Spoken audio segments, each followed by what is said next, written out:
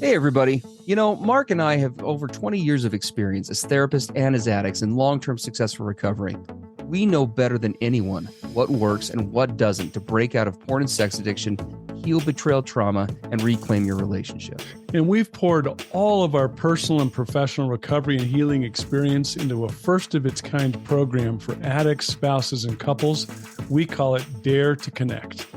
At least 4 times every week, we engage with you in real time, in the trenches, giving you the knowledge and the tools to take back your life and relationship.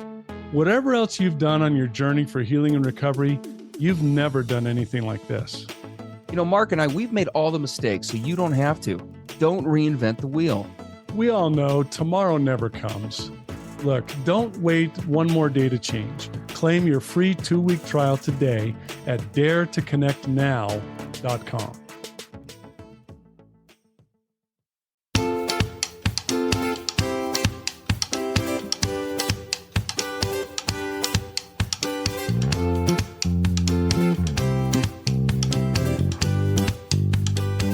Hey, everybody. I'm Steve Moore. And I'm Mark Castleman.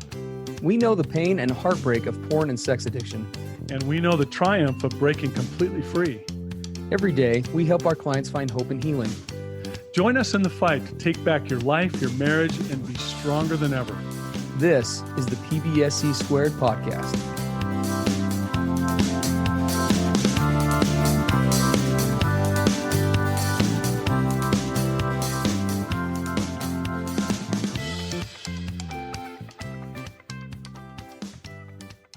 What's up, everybody? Steve and Mark coming at you from the PBSE podcast. It is episode 159. Good to be with you guys today. We are here talking about a topic that is we haven't had written in about in a while, but one that comes up all the time in clinic as well as in our Dare to Connect program.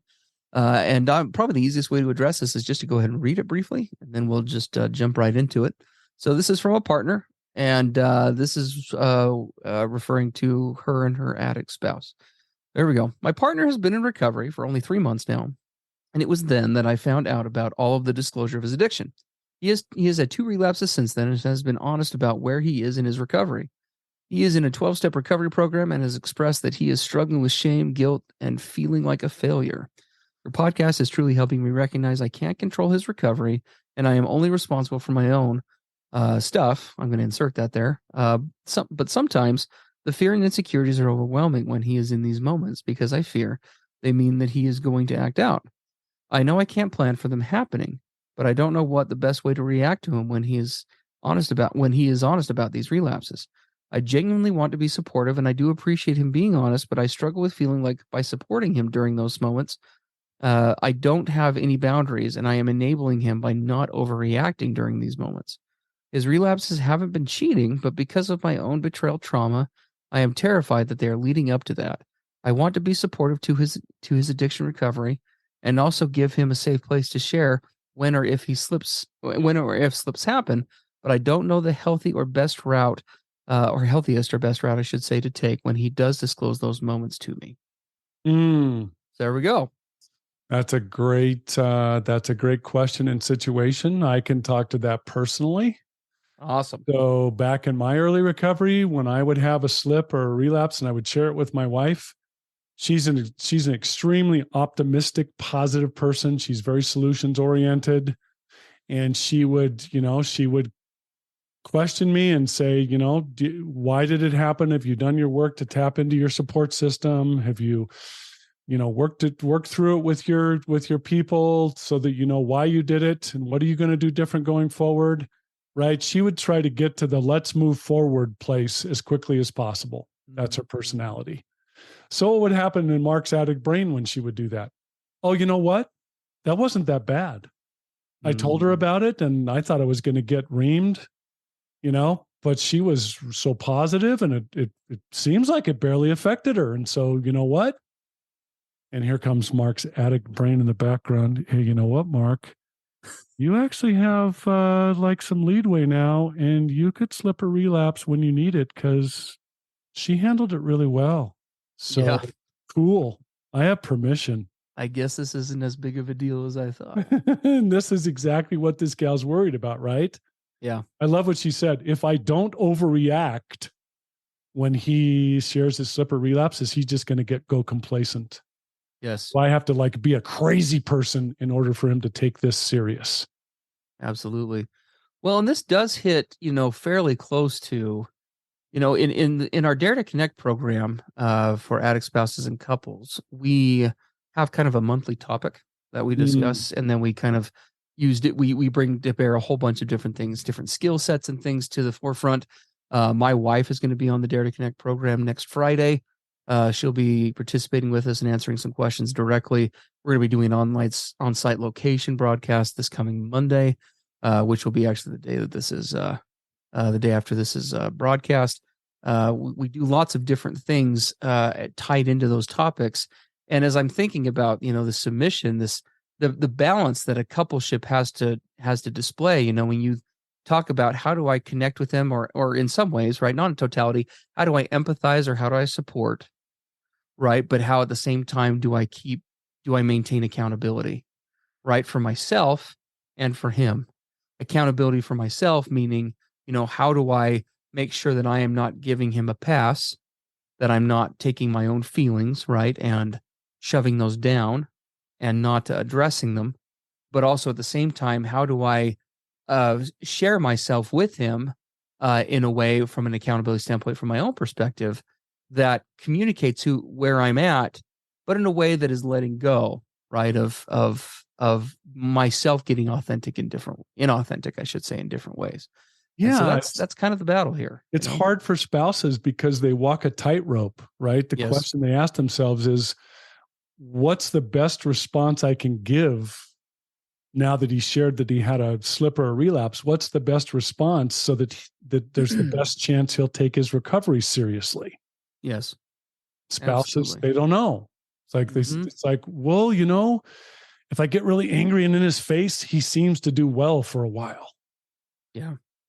And the problem is, you brought this up before we started today, Steve. You said responding to his inauthenticity with your own inauthenticity slash control is not really helpful. No, a second misstep in the authenticity world won't help anything. And when we say being inauthentic, well, this is when inauthenticity, that term, and obviously has lots of different meanings. We use that terminology a lot here. I guess if we were to dial it really in, right? When I start to give up pieces of myself, or how I would portray myself, or what I'm thinking or feeling, in an effort to try to regulate the reactions or the actions, for that matter, of someone else, in this case my spouse, really, no matter how well intended that is, the returns are, there's a net negative, right, when it comes to the cost versus return with that. Well, um because I shared my personal experience as we started. So the question you have to ask yourself, if if my wife took an angry in my face approach, would that quote get me in line? Yes. But yeah, the question is, for how long? correct. How long would her, controlling or making me change? How long would that carry me in my recovery? If the pressure is sufficient enough from a partner or from other external sources, we see guys all the time, men and women, who are struggle with sexual compulsion. We see them, for example, develop bouts of sobriety, sometimes for extended time periods. Uh, in many cases, if again the external pressure is big enough. But the problem with that is that the external pressure never lasts, and in this case, we end up having to compromise ourselves to apply that external pressure. In other words, what happens is the way I phrase this with clients is that brings about somebody's being compelled, right? Mm, Their compliance, mm. right? That brings about compliance. But what we're looking for isn't for a guy to, under duress, agree to act or behave in a certain way. What we are looking for is for an addict to be able to develop that long-term conversion to Yes. recovery, Compulsion versus conversion. right? We want him to be choosing recovery on his own terms, not from a place of resenting his wife or his church or his job or whatever, right? Now, as we talk about often on here, do externals help bring a guy to the table? Of course, most guys start recovery because of external pressure. But the long term game plan never works if that's your sole No, basis for recovery. no, it And so doesn't. we have to make that shift. And so if that's going to happen, recovery, two things have to happen. Recovery has to be sustainable on both people's end. And again, he has to choose that. Once we start engaging in this cycle of you eating up emotional, mental, and then in many cases physical energy, trying to do things to make him change, two things are going to happen. One, he is going to start resenting and going to increasingly shift the focus or the blame to you Yep. or the things that are getting in the way, because now you're an obstacle to his midbrain's happiness. Not his Mhm. true happiness, but his midbrain's happiness. Wanting to feel good, wanting to medicate, want to numb out. The second piece that's going to happen, and this is equally as bad, is you are going to burn out unnecessary and much needed emotional, mental, and physical energy on him that will have zero positive impact when you desperately need to be investing that in yourself, Right. for the sake Yep. of the relationship. Trying to control his recovery and make him change his behavior is going to drain you of the energy that you need for your own healing. Correct. Yep. There is nothing that a wife can say or do in the long term to make a partner change. At Yep. the end of the day, this always comes back to the 12-step enshrined concept of you do you and I do me. Right? At the end of the day, everyone's agency in any relationship, romantic or otherwise, is always sovereign. There's no one has invented the serum yet to control their partner. If anyone does, I was going to say, let us know. We'll write a book together and get rich. But even if such a thing existed, we won't do that because it's not. But So regardless, yeah, right?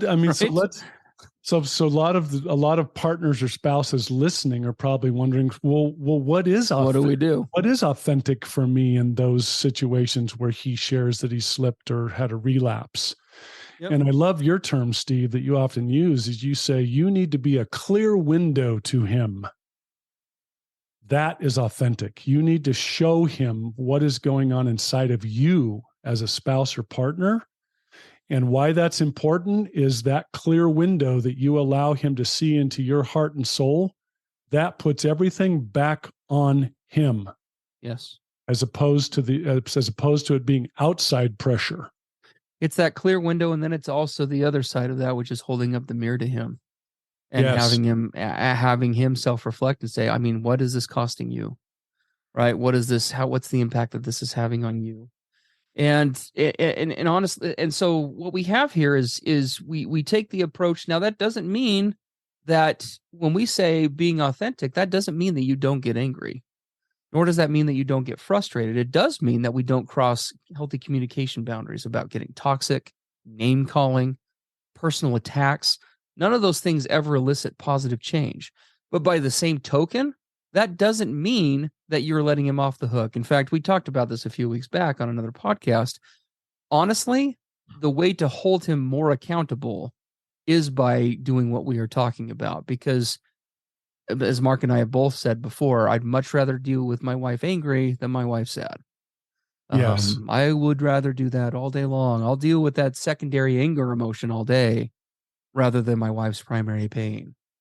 And so what does that look like in terms of keeping healthy communication boundaries? That means that you are in very clear terms, one, get connected with yourself about the implications and the consequences, but two, you share those things with him.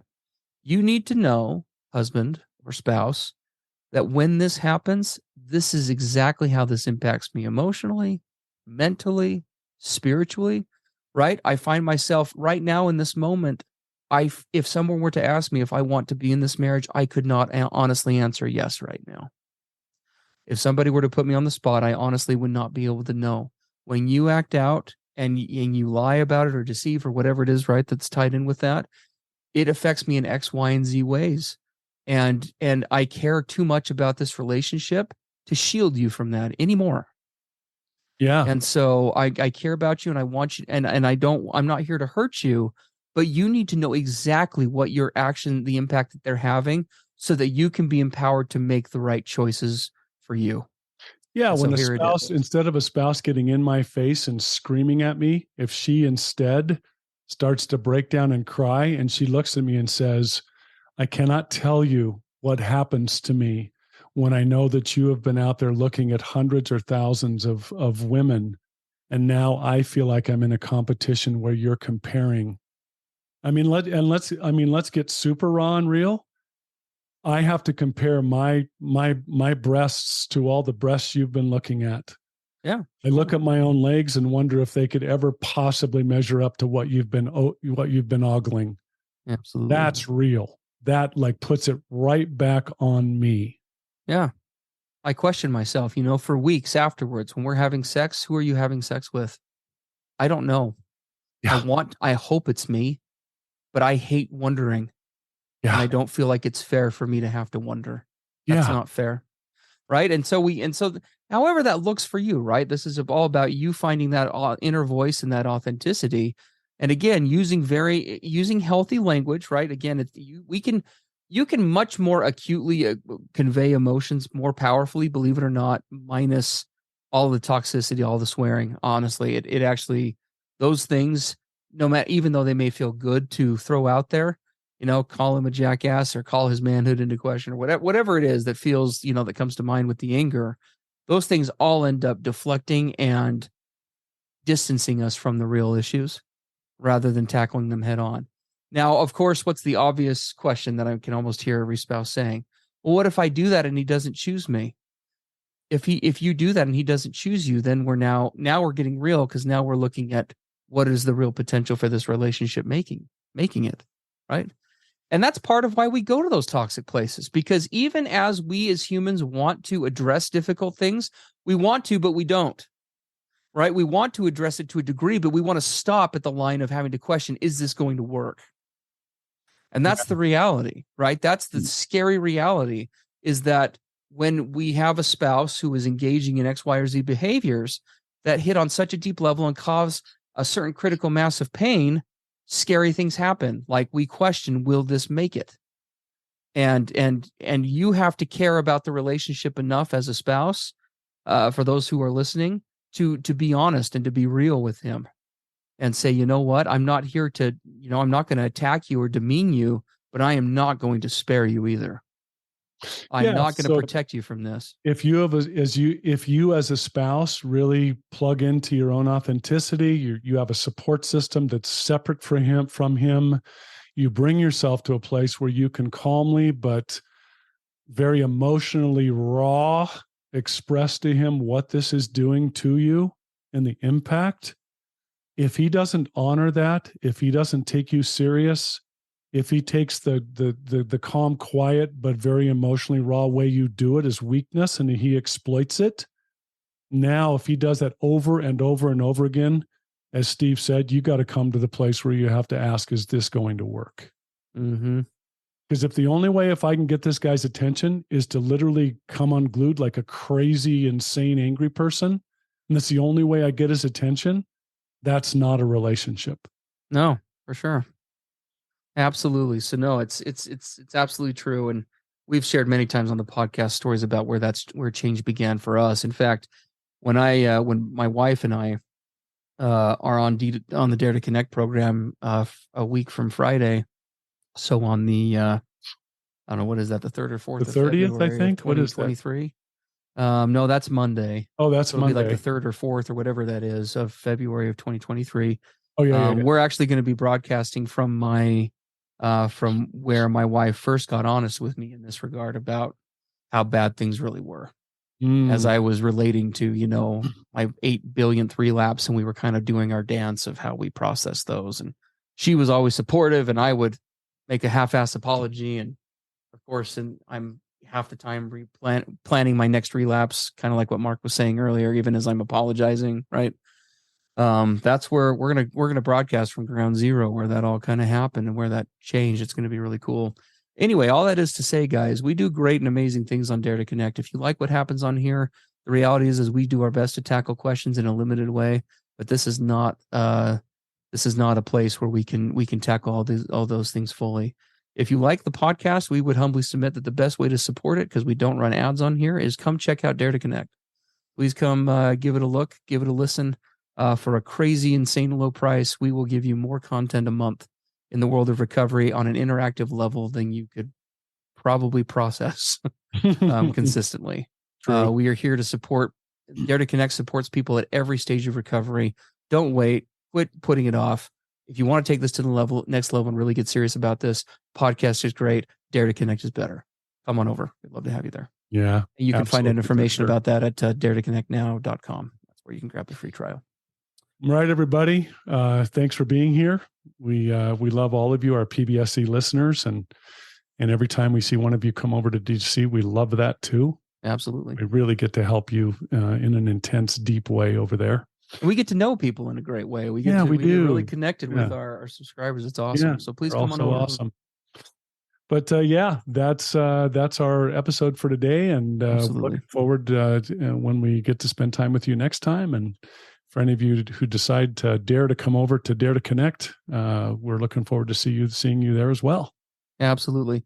Awesome, guys. Have a great rest of the week, and we will talk to you soon. Everything expressed on the PBSE podcast are the opinions of the hosts and the participants and is for informational and educational purposes only. This podcast should not be considered mental health therapy or as a substitute thereof. It is strongly recommended that you seek out the clinical guidance of an individual qualified mental health professional. If you're experiencing thoughts of suicide, self-harm, or a desire to harm others, please dial 911 or go to your nearest emergency room.